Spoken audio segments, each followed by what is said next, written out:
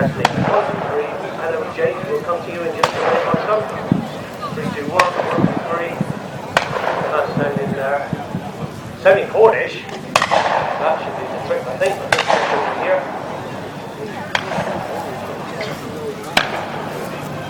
Well, hello everyone. Welcome to the Yorkshire Game Fair. We're just about to start the next display in just a moment. Just testing the feedback. Oh, that's actually good. Okay, my name is Chris Green. I do apologise if you can't understand the accent. I'm all the way up from Cornwall, and only 9.5 hours solid drive all the way up here yesterday through that lovely Friday traffic. Well, we're going to be covering the next 20 minutes or so with the world of the wildfowler. There will be a number of loud bangs, so be warned, and you have been warned. We're going to talk about wildfowling because it's the oldest shooting sport. Now then, you can hear in the distance we've got the clay pigeon shooting. Well, the art of shooting is to intercept a fast-moving target. Well, the wildfowler has got a massive initiative. We'll cover some of this as we go. But if you do go shooting, you must have the legal services of a well-trained gun dog. So I'd like to show you mine. Trouble is, I haven't got one. All I've got is him. Okay. He's bang on 3 years old, and he hasn't got an acid bone in his body. In actual fact, he's got Cornish pedigree through and through. But it's probably because he is a natural blonde, the lowest learning dog I've ever come across. So we're going to be running through his paces in just a minute. But anyway, if you do go shooting, you've got to have a dog because he's much better at retrieving and getting it back to you. Especially if you've got a bird down that's not properly trained, you need to dispatch it very fast. And he's miles faster than we would do. Now when we go wildfowling, this is done on the coast. This is the estuary. Now where the river meets the sea, this is the intertidal zone. And some of these are fast. Salt marshes where we go, where it meets the main river channel, goes out to sea. Some of them can be 300-400 acres. So it's a big place, and it's a frightening place if you don't know about tides. The tide comes in twice a day. You get two types of tide. There's spring tide, they're the natural ones. You need to keep away from there and go out on the salt marsh. No, we're working, no, we're not, yes we are. Okay, we'll see. Full moon is spring tides. 2 days later, after a full moon, that's the tides are at their biggest. If we were all out here on the estuary, at the top of a big spring tide, we would all be under 6 foot of deep water. It can be a very dangerous place, so you need to know your stuff. Now picture this, when you look up into the sky in the night time, when you see half the moon, that's the moon cut in half, that's going to be neap tides. All this stuff, the seafaring person will tell you, and all our ancestors would have told you that because everybody knew these things in the old days. However, I live in Cornwall, and every year people get drowned or cut off from the tide, purely because they haven't taken the trouble to look at their tide tables. I've got some here, that's what it looks like. Gives you every single day of the year. No matter where you are around the coast of the British Isles, there are local tide tables that tell you the height and the times of the predicted tides.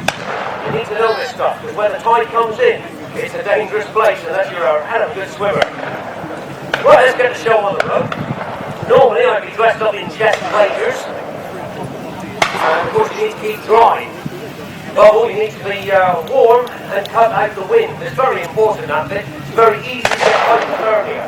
Remember, this is done in the winter time.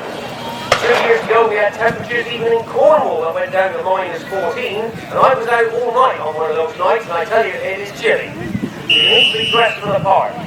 So if you have chest waders, you have a great big thick jacket, a bit like this. This is waterproof, and of course it's camouflage. The wild birds we're hunting, they've got eyesight far better than humans. They need to be invisible. And of course you normally cut this off with a rather hat. I'm sure that one here somewhere. Oh yes. It's very important to look a complete idiot when you're a wildfowler. You lose a lot of heat from your head, so you need to be dressed up for it. Right, now we've got a number of calls here. These are the different types of calls that make different sounds to mimic the same sounds that the wild birds make. Now, it takes years of practice, but it's not so bad when you think about it, because all these different birds have different sounds. You can find calls. We'll be covering this as we go. Right, to the point then. I'm going to fire up the shotgun just to wake you all up. I was born in 1961. That makes me a really grumpy old man, doesn't it?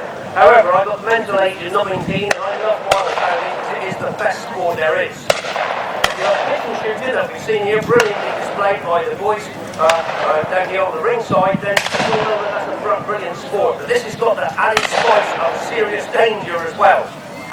Okay. If you've ever been clay pigeon shooting, it really is magic. There's a big black powder muzzle loader going off there.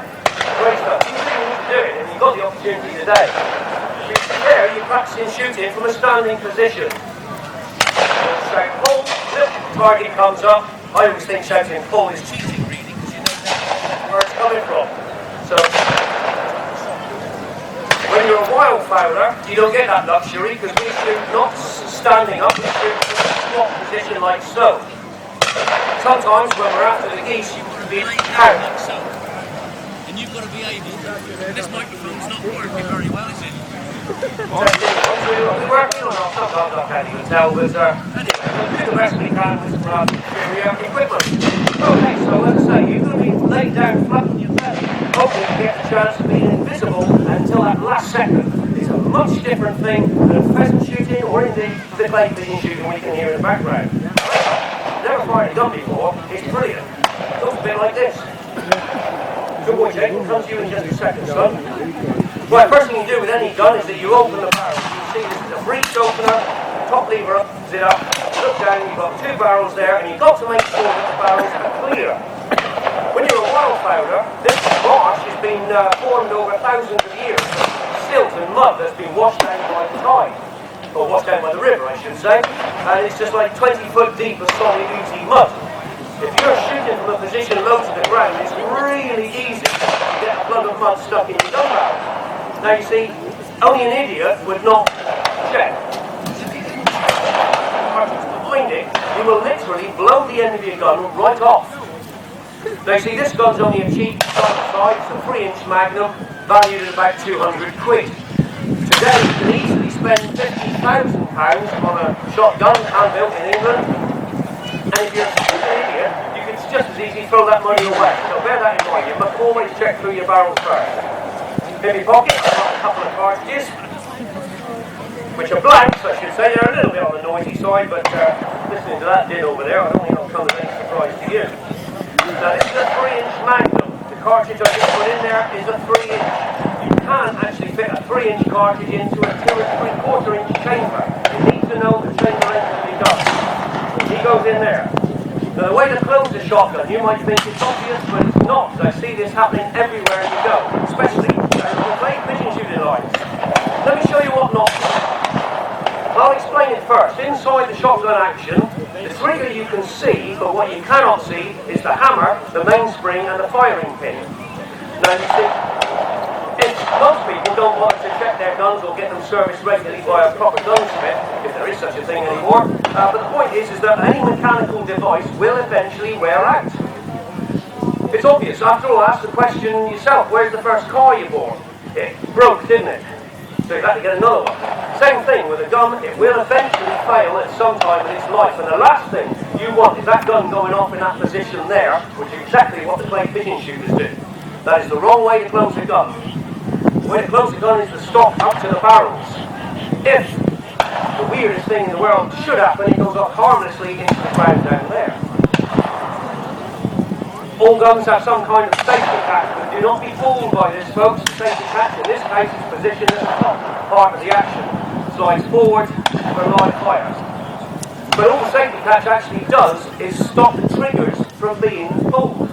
It does not stop the hammer from striking the firing pin, which is why you never ever point guns towards other people. Okay? Right, lecturer. I knew all this stuff when I was 11 years old. I shot the first pigeon at 12 years old, and I'll tell you, that was a treasure beyond measure. It was Wickham being out with Dad, getting a trust of him with 5 cardboard case cartridges, and shot the first pigeon. I tell you, you never look back when you've done that. Okay then, what we'll do is I'll probably come down over here. Stay there.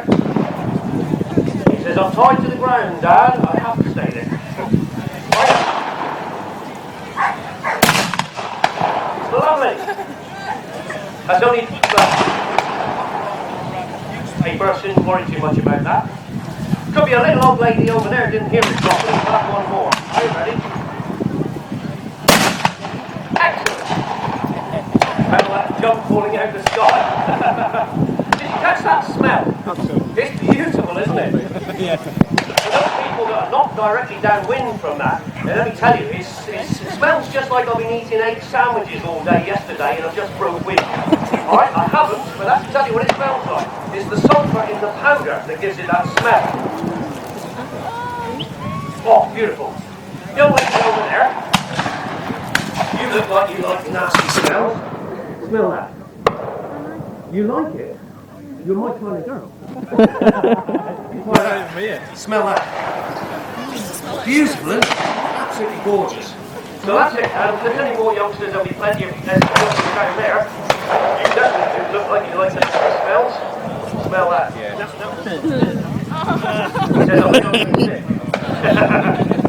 Oh, anyway, it's the ancient Chinese. It is discovered gunpowder, black powder we just saw there, about 2,000 years ago. A little bit of trivia for you. Now this is a breech opener, as you saw. You take out the cartridges, or more valuable enough, the empties will be ejected for you.